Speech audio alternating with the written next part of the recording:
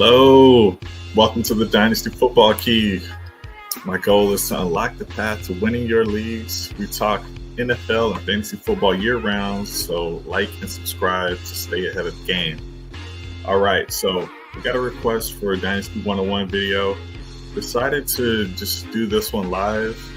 Got my show sheet ready. Really want to help the newcomers to Dynasty. There's just more and more people joining Dynasty leagues every year, and want to make sure you guys are good to go and ready for this 2024 season. I've got a few topics to go over, so buckle up. But I really do encourage y'all to get into Dynasty football if you're only in seasonal, 1 year only fantasy football leagues. I'm going to start with a brief overview of Dynasty Fantasy Football. So Dynasty Football is being able to draft an entire team in the league with 10 to 14, 16, however many people you want actually. But it's just like fantasy football, except for the players that you draft, you're going to be keeping for as long as the league is around. Okay, so that could be for decades. I'm actually in a Dynasty league that is about to hit one decade, which is really crazy to think about. But each year after the first year, you only draft rookie players who have been drafted in the NFL that year. The rest of your roster you maintain. So the turnover from your roster is really going to come from getting free agents, dropping players on your team, making trades, or drafting players in the annual rookie draft. And really, this element that's added in makes an important addition to valuing long-term player value. So making sure that we're managing players of all ages. So if you have older players, being able to get out in front of them retiring and trading them away so that you can maintain value in some form or another, right? You don't want to have a player who retires on your roster if you can help it, right? And making sure that you're scouting the upcoming rookie class so that you can draft and have good high upside players that you're adding into your team every year. That's really important. Dynasty leagues, you want to win every year, but you also want to have a team that is continuously getting better and improving year over year. Some of the Dynasty basics I want to cover is making sure that you guys understand the structure of a Dynasty league, understand the roster construction and size of the leagues. Make sure you understand the scoring settings. Those can be very unique to each format, right? So many different structures can come into play when you have different size leagues. You can have different scoring formats where, just like in regular fantasy football, maybe you have points per reception. Maybe you have half of a point per reception. Maybe the running backs get a quarter of a point for every time they rush. Maybe you can throw in some bonuses for long touchdowns, things like that. You want to know what those league settings are as you're joining a league or creating a league of your own, and make sure to keep that in mind. You want to know that you have bonus points for tight ends. If you're in this league, you want to be focusing on those positions a little bit more if there are some bonuses. When it comes to roster size, 25 is kind of a normal minimum. There's much deeper leagues where you can roster and hold 35 plus players on your team. So make sure you keep that into account. especially when it comes to larger league sizes. You'll notice that the players towards the ends are less likely to make your lineup. You're going to want to, speaking of lineup, you're going to want to make sure that your lineup, that might have it to where you can start one quarterback, or you can start two quarterbacks, and maybe you can start two running backs. There's some leagues where you can, start five running backs or four wide receivers, or make sure you understand how those league settings are, because maybe it makes more sense to have more of a certain position because of the league settings. If you have a lineup where the total number of starters is small, let's say you have a league where you only start 7 players. That could be one quarterback, 2 running backs, 2 wide receivers, a tight end. That's going to be a league where, and you might have a flex position where you can just put in any skill position of a running back, wide receiver, or tight end. If it's a small lineup like that, it really makes more sense to have the best players in the league, because you're going to want to have the best lineup possible. But if you're in a league where there are 12 starters, or let's just say 10, right? Maybe you have to start 2 quarterbacks, and there's 3 wide receivers you have to start, and maybe there's 2 flexes. You're going to want more depth. I play in leagues that are deeper than that, where you have to start 5 wide receivers and 3 running backs and 2 tight ends and 2 quarterbacks and multiple flexes. The depth is so important in those leagues, to where you might go up against somebody who is just not starting any person because they just don't have enough depth to fill the position, because maybe injuries have happened and there's a bye week and a lot of chaos has kind of ensued, and now there's not that much options for them to start, because they might not want to drop someone in place of someone who's not really viable long term. So keeping that in mind at the beginning is good, so that you are prepared and you have constructed your team in a way that can handle those ebbs and flows of the needs that you're going to need for your team throughout the league. So you definitely want to keep that in mind. Make sure you have that flexibility. I would say that general strategy for your team is, if it's a league where you only start 1 quarterback, then you're going to want to prioritize the running back and wide receiver position. If it's a league where you have to start 2 quarterbacks, then you're going to want to prioritize quarterbacks because of the scarcity of that position. There's only 32 quarterbacks in the league. Any given year, there's about 20 solid starters. But more importantly, if there are 12 people in your league, and if each person has to start 2 quarterbacks, then that means there are at minimum 24 quarterbacks being started at any given time.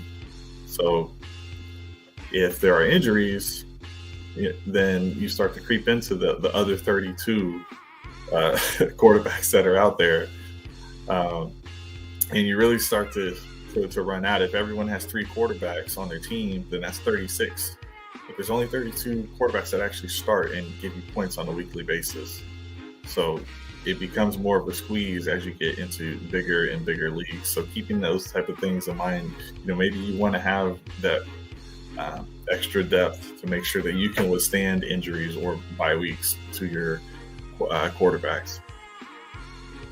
So for getting started, a league, you can join leagues by joining various communities. Maybe we'll start some leagues in the future this summer.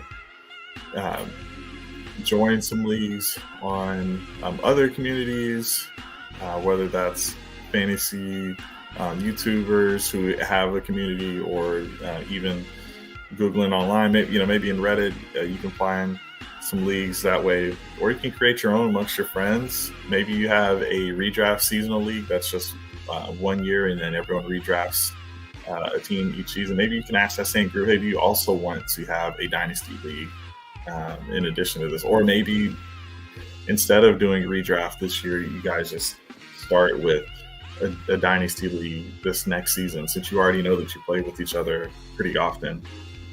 So find a group, figure out what the settings you want to agree upon. Make sure that you have we'll say ironclad constitution for your league that has all of the rules stated, so that there's no questions for the commissioner. You got to make sure that if there's any questions, people can just go look and say, hey, these are what the rules are.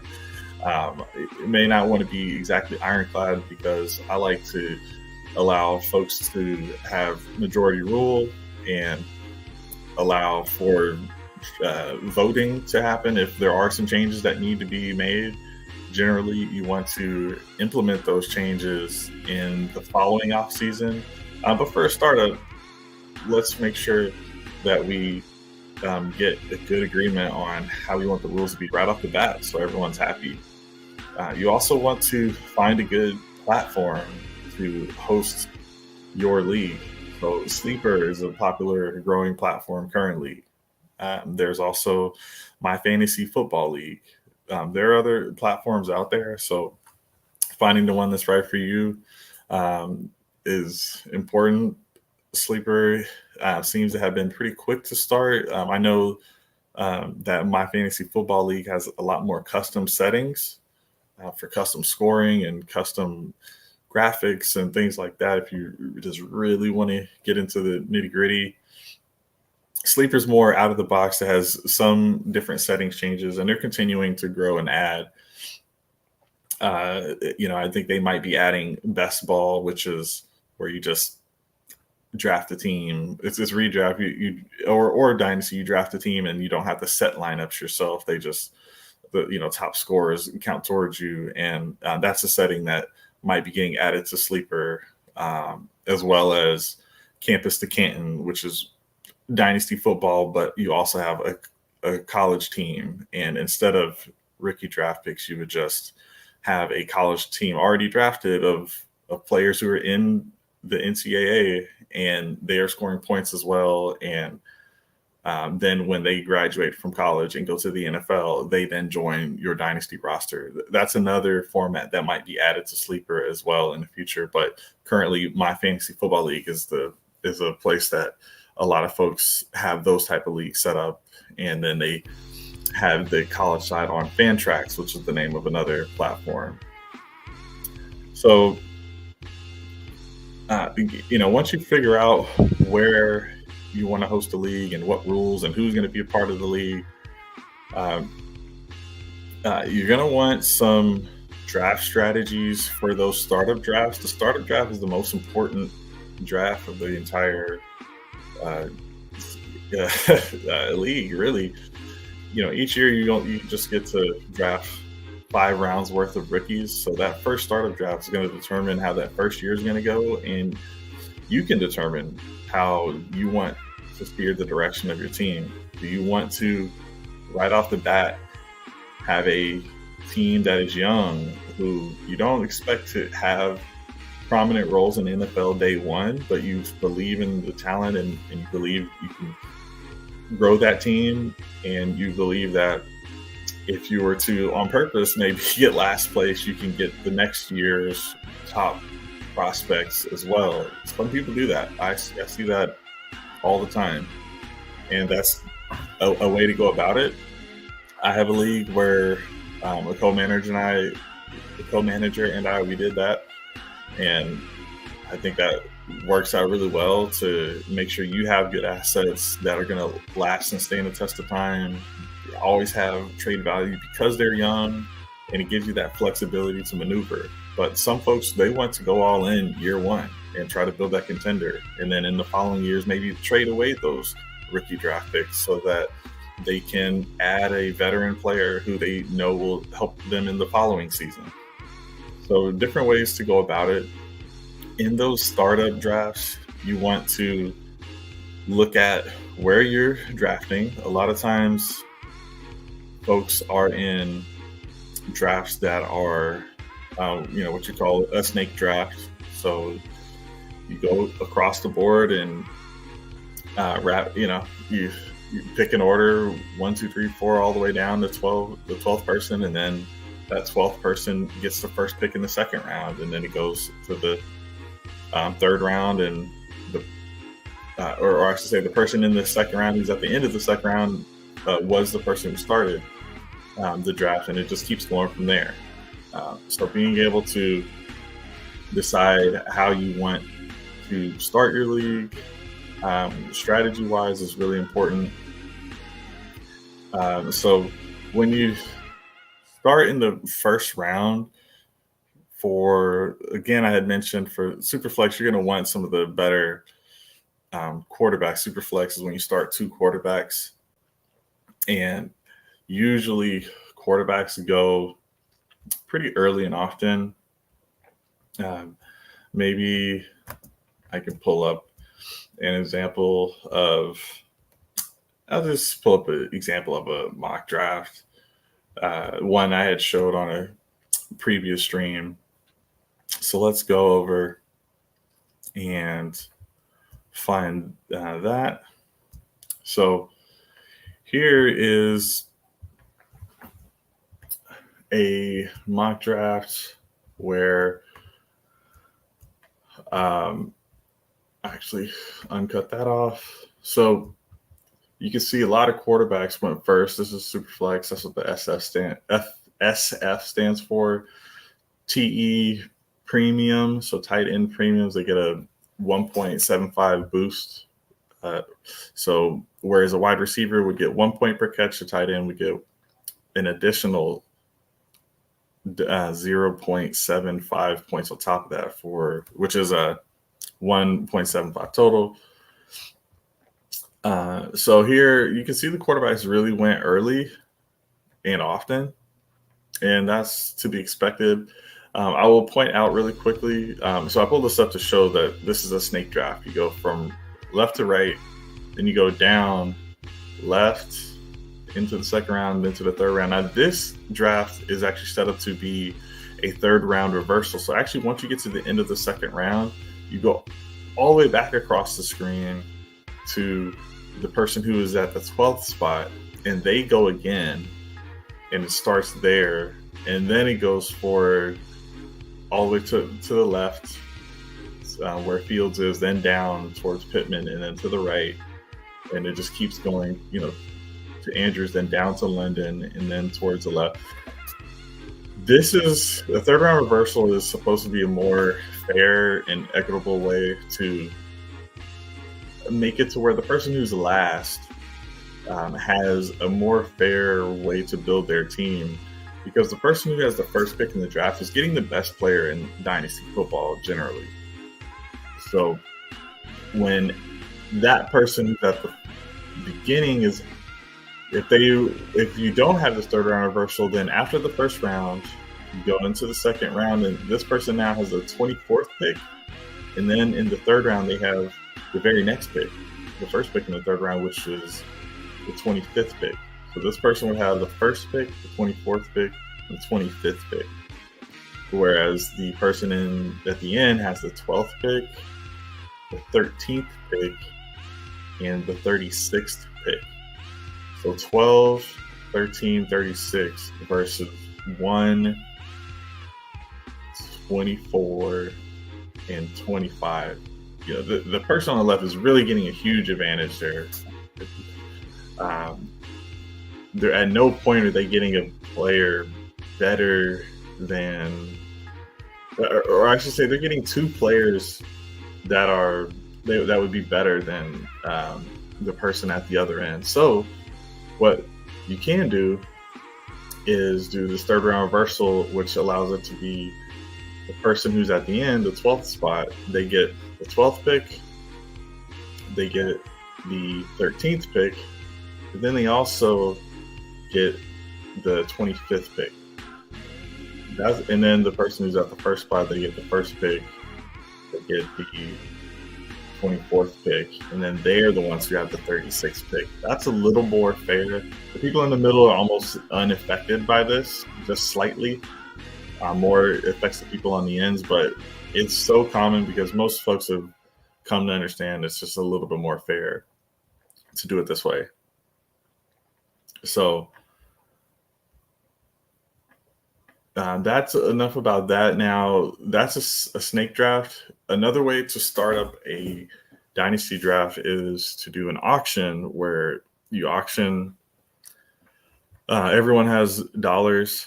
Maybe it's $1,000. It doesn't really matter what the number is as long as everyone has the same starting amount. And in either type, you can trade either those auction dollars or trade the draft position if you want. To try to help you out if you think that's the right move. But auction, you would go through and draft based on each player being nominated, and then the highest bidder gets the player. So it doesn't matter where you are in the draft board, you're able to, really just go out and get the person that you want as long as you have available draft dollars. So it's really who wants that person the most. Everyone has an opportunity to try to get any player. It's not just how was your draft order determined, which is a lot of time randomized. So pick how you guys want to start your league and go from there. And that's usually the best way to start that off. But while we have this up, in general, roster construction wise, you're going to want to have a couple quarterbacks that you feel good starting week in and week out. It's ideal to get 2 quarterbacks that are in the top 12 ranking. It's not always possible based on how the draft goes. Otherwise, you can go off your rankings. Some of these guys took wide receivers first. So, they were thinking they could get that quarterback later. But you're going to want to focus on wide receivers after that quarterback position as far as what's important and how to prioritize it. And because those receivers and quarterbacks have just a much longer shelf life in the NFL, which some people call not for long, than these running backs. The running backs are essentially in car crashes every play. They get hit the most. They're most susceptible to injury because of that. So a lot of times that's why the running backs you see at the top are the youngest running backs. Now, McCaffrey is older, but he's the best and just won Offensive Player of the Year last night. But you'll mainly see a lot of red and blue early on, and it's just the top backs or the most reliable running backs that you'll see going off the board from there. You see a tight end here and there if they really have that difference-making ability.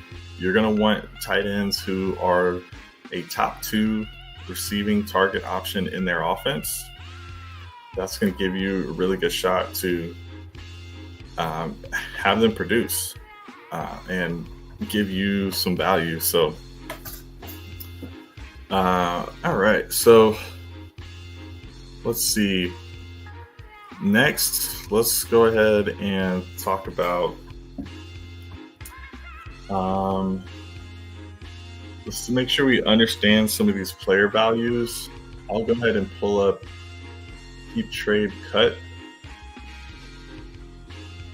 So this is a league analyzer. These bubbles are showing how valued they are relative to the other players on your team. Just at a glance, not really going to use that, but I am showing this view to show all these yellow bubbles. And this is a league where I've accumulated a lot of draft picks, and that's where I've stored a lot of my value. So I've got a young quarterback in CJ Stroud and Jordan Love, both young quarterbacks. Not a lot of depth at quarterback. I've got draft picks to deal with that, so hopefully I get a quarterback here in this upcoming draft. Young Bijan Robinson, really light at running back, and you'll notice that's by design. I prefer to have a super reliable running back from the standpoint of I know that when he's playing, the team views him as a weapon that they want to game plan around how to get the ball. Let's move this camera here. So I don't want to have too much of my value tied up in the running back position is the best way to put it. I don't want my running back my best. I don't want to have multiple running backs who, if they get injured, they really lose their value. So I'd rather have that in receivers, because if they get hurt, then okay, they'll be back next season, right? So I've got quite a few receivers, 2 that were drafted in the first round last year, some others that have showed to be pretty good, and I'll continue to hammer the wide receiver position. And with tight end, I've got some young tight ends here: Sam Laporta, Trey McBride, Jake Ferguson. This is a tight end premium league, and I've got a lot of draft picks here. 2 first rounders in this 3 first rounders in this 2024 class. And, whatever I decide to do with those, having multiple first round picks really gives you that flexibility to move around the draft board and kind of control the draft in a way, and be able to dictate making sure you get the players you want. If I really want to move up from this 108 pick to a specific guy that I like in this draft that maybe a little bit higher, I can package the second round pick down here or one of the other second round picks and move up in this draft. Because I'm going to use the 103 for probably a quarterback, and then the 106 probably for a receiver. So maybe I need another receiver, and who I really like, because I do think there's a tier break at the 107. So being able to look at that can be really helpful to make sure that you're not missing out on value, having all those extra draft picks. So if you do have those running backs in the season who maybe get the starting role because of an injury, and maybe it's a 1-year thing only, and you're a rebuilding team, trade away those running backs to help someone else while helping you for the future, right?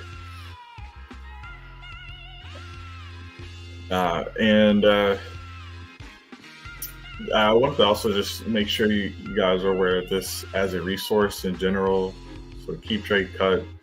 You can look at trade values and rankings to be able to see, hey, where do these guys stack up amongst the community over 3 months, a year time frame, and see where the values are. And if you want to get more assets on your team, maybe you can slightly move down from Patrick Mahomes to a CJ Stroud or a Joe Burrow while gaining an extra second round pick or something like that. Those are the type of things you can use these types of websites for. There's also Dynasty Daddy, which I had shown in another video. This is that same league. So it's very similar, showing the exact same kind of chart, and can show the player values of the people that are on your team really quickly at a glance, and comparatively amongst your league mates. We got him at value of 125,000, whereas mine is at 173,000, and that's mainly because I have a lot of these draft picks.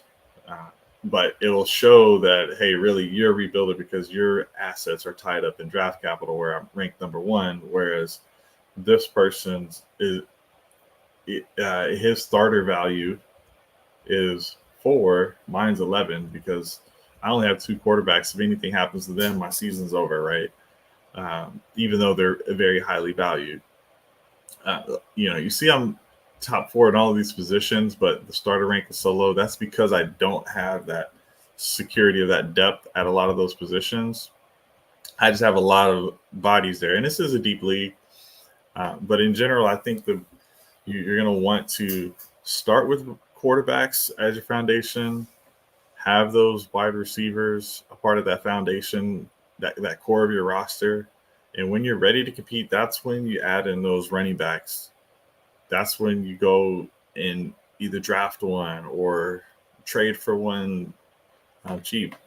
But before that moment, you just want to have a lot of quarterbacks that are starting and wide receivers, and then the rest of those. Right, I should also not forget tight end. I like to just have a couple that are startable. A lot of times it's hard to find those difference makers, so you don't want to overinvest because of the importance of some of those other positions. So you get a couple tight ends that you can start, and then at the running back position, you want a lot of guys who are either starting or are one injury away from getting into the starting role, or prove themselves to be so good that the coaches can't keep them off the field and earn a bigger workload. You want to get those guys so that way during the season you're not scrambling to find them and spend your waiver claim or their bid dollars on them. So I could talk about player management as well. So Spot Rack, this is a sport contract website, and you can look at, hey, who's going to be an upcoming free agent, unrestricted free agent. Kirk Cousins, he's the quarterback that may or may not stay with the team he was on last year. He had an injury. He had an Achilles injury.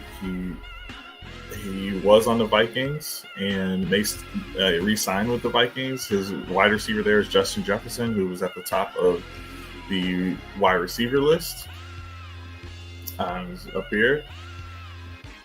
So if he goes to a different team, he's not going to have the number one wide receiver or top three wide receiver in the league, most likely. So that might hurt his value. Now, that's a unique situation. Just happened to be the first one at the top of the board here.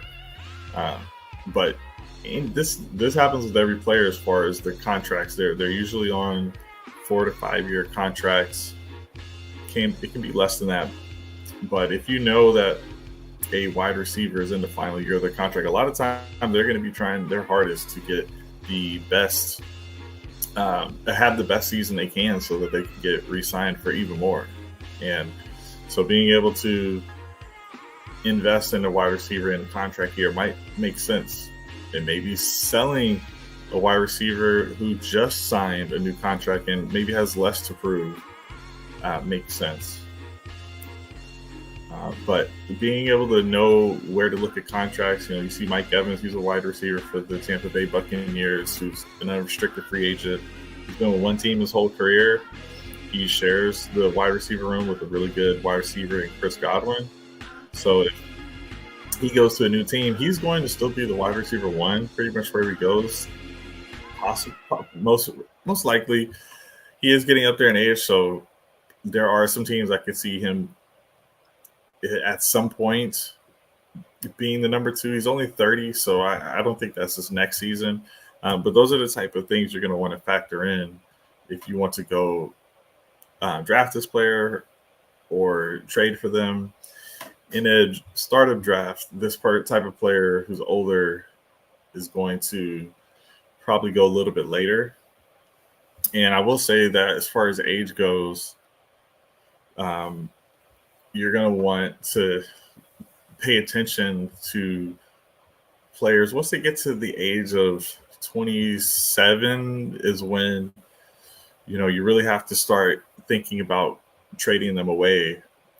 A lot of them will play at wide receiver until they're 32 and 34, but there is a little bit of a statistical drop off around that 30-year mark, plus or minus a couple of years. Running backs is a little bit earlier.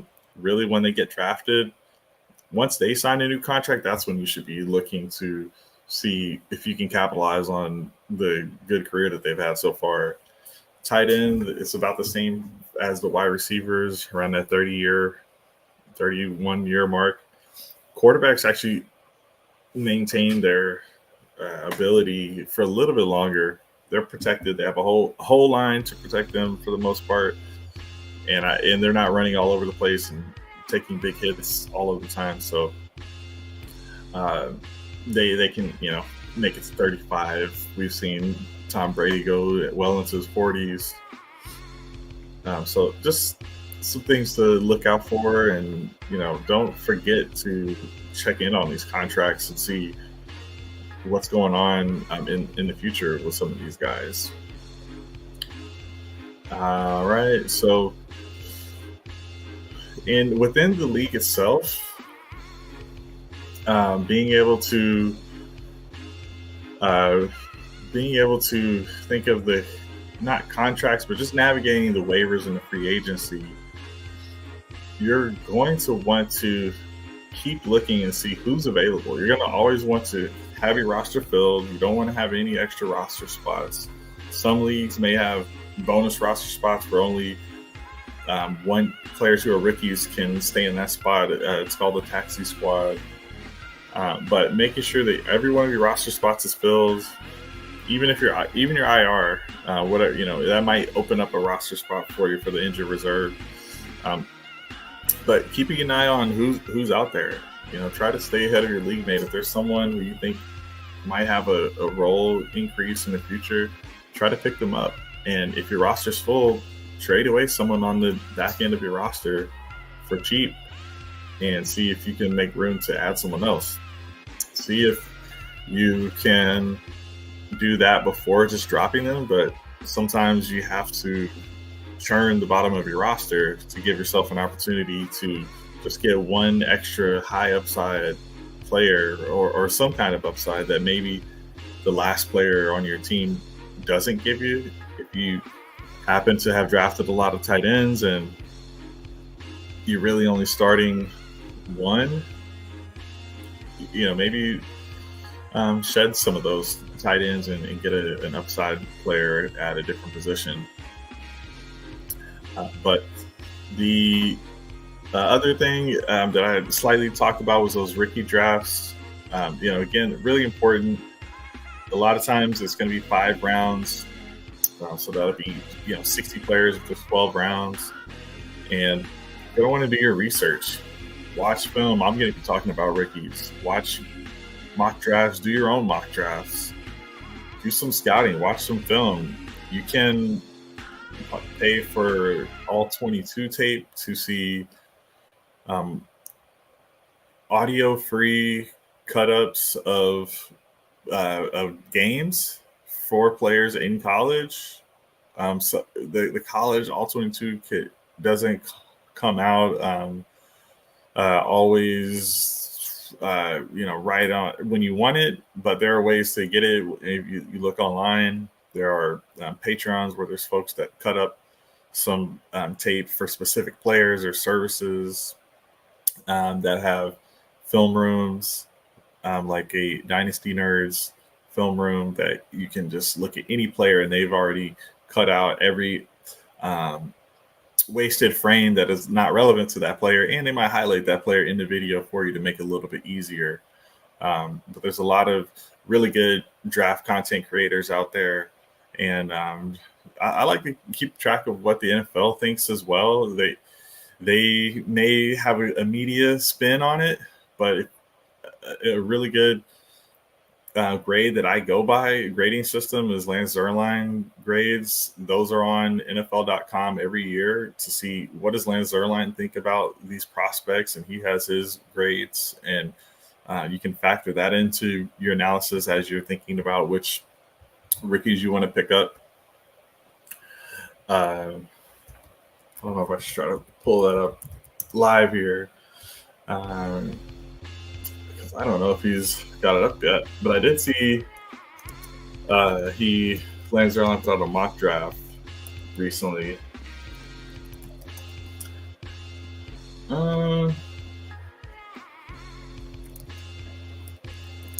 Let's see. He has these for all the years past. There's also services like Player Profiler that have profiles on all of the rookies, and they have other apps and things like that that can help you see who's a breakout and find those guys that may fit your team. So this is Lance Zierlein's. I'm seeing 2023 is the earliest that he has right now. So, a lot of people have Bryce Young won last year. And the number 2 and number 3 player, they won rookie of the year for their respective sides of the ball. Stroud, offensive rookie of the year. Will Anderson, defensive rookie of the year. So Lance Zierlein, I can still say he had pretty good hit rate. Anthony Richardson was a really good player. Devon Witherspoon was really good. These are some good hits here for the most part. But making sure to use these different resources can be really important. I like looking at Pro Football Reference for NFL stats as well. They also have college. So if you want to see what was a wide receiver's target share in their offense, which means how much did that coaching staff and quarterback depend on that wide receiver, because that has historically some evidence of how they might be used in the future. Being able to look at the amount of rushes for running back and things like that. So making sure you use all these resources out here is really important to help you navigate who's going to be a good rookie for you to draft for your team. You're going to want to look at the positions that you have on your team and really just draft best player available. But if you think there are tiers and you can trade back and get something on top while getting a player that you really like, you can do that too. But generally, you do want to go best player available. So I'll move on to trades and negotiations. Every league economy is different as far as how people value players. So even though I showed this keep trade cut that shows some consensus community values, people in your league are going to have their own opinion of how they view players and who they would draft where and who they would give their first round pick for and things like that. So talk to the league mates, have a one-on-one text chain going with them. Try to figure out what do they need. Ask how they want to help improve their team and construct a trade around what they're saying. Because if you do that, then that shows that you're trying to put an effort towards making it a win-win trade instead of just trying to make your team win. Because when I think of trades, I'm thinking of the two people involved. Those teams are both getting better. If there's 12 teams, I don't think of it as this trade is one person wins, one person loses. I lose as these two people win, and the other 10 who didn't get involved, they are the ones who are staying stagnant while these two teams are adding in places to their team where there might have been a hole. If someone adds a receiver because they needed a receiver and the other person adds a running back because they needed one, those teams now have those boxes checked and they can go compete. Whereas the other league mates didn't prevent you from doing that. So now you may be harder to beat than they are because you did what you needed to do to get better, and you and that other person can be in the playoffs while the others are just looking from a distance, I guess. So starting from a win-win mentality is nice. I do like to offer fair trades that I try to think of the trade from their perspective. I try to look at their team and see what might they need. And I might say, hey, I looked at your team and I saw that you only have one running back, but it looks like overall you have a win now team.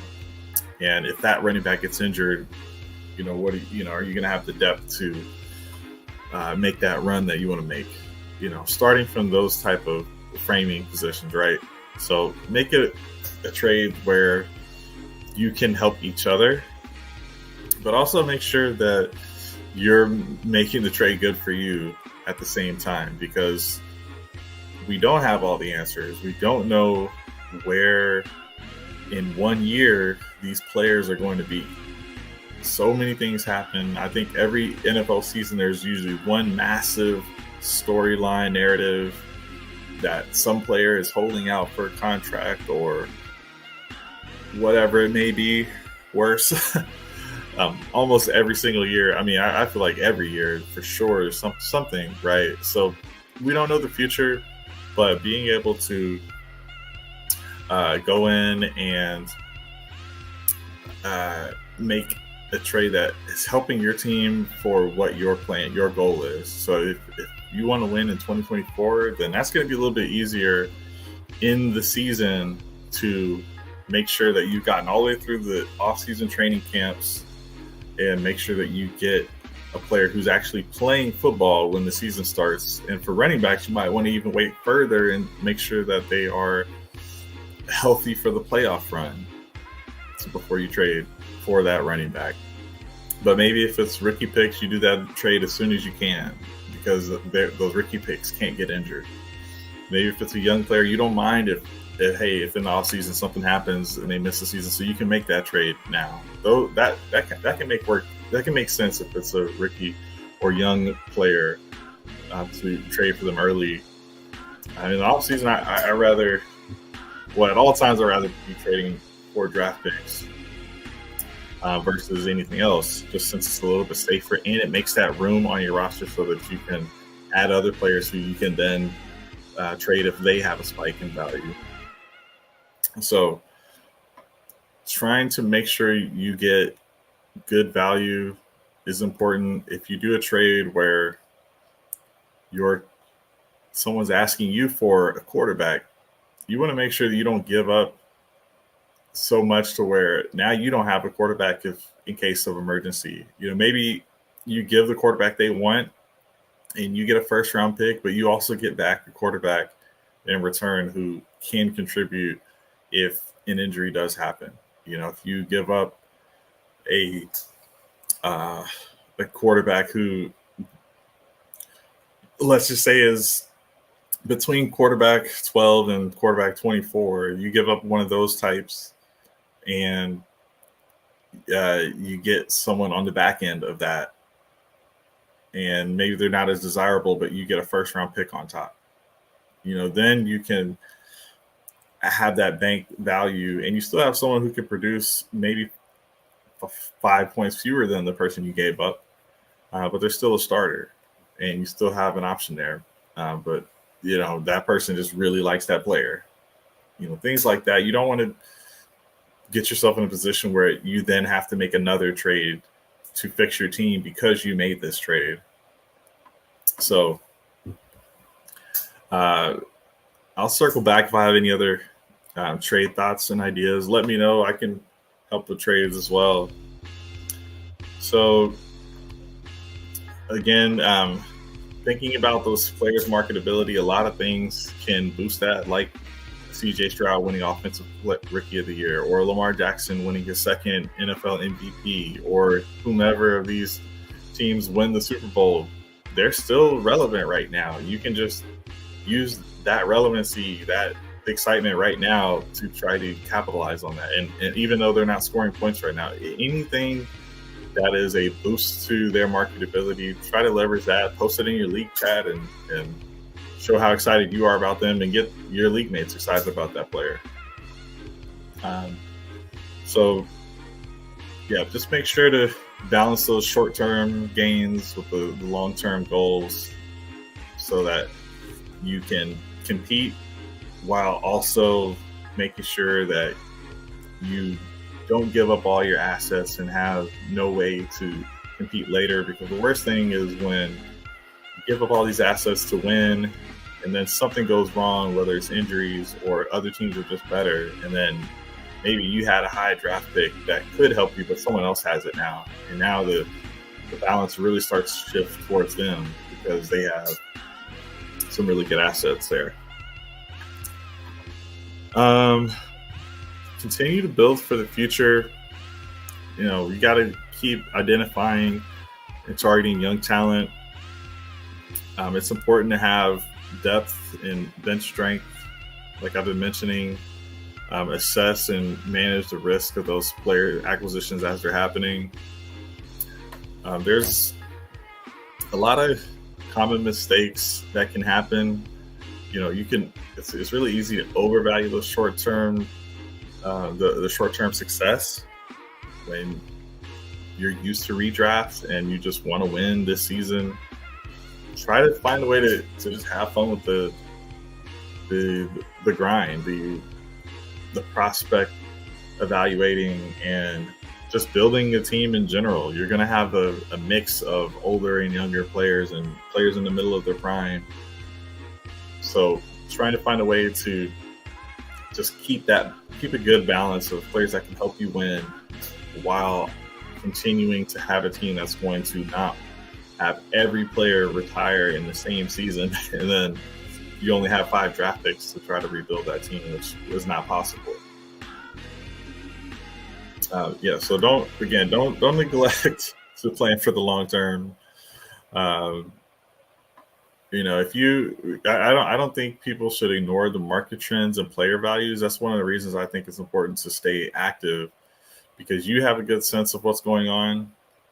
As you get more and more leagues that you're involved in, you'll get more of a sense of that. But you can look on these keep, trade, cut type of websites and use that to your advantage to help you really see what type of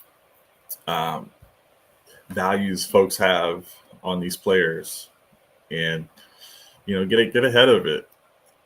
Trade away some players before that value really goes to zero, which takes a while. But there are windows in which players spike during the season or news in the off season. So keeping an eye on that is really important. So I gave some good resources for continued learning. Definitely keep listening to podcasts and checking out some sites for some information. Stay updated on the player news and trends that are going on in the league, and engage with the Dynasty football community on Twitter or YouTube or some of those other forums I mentioned.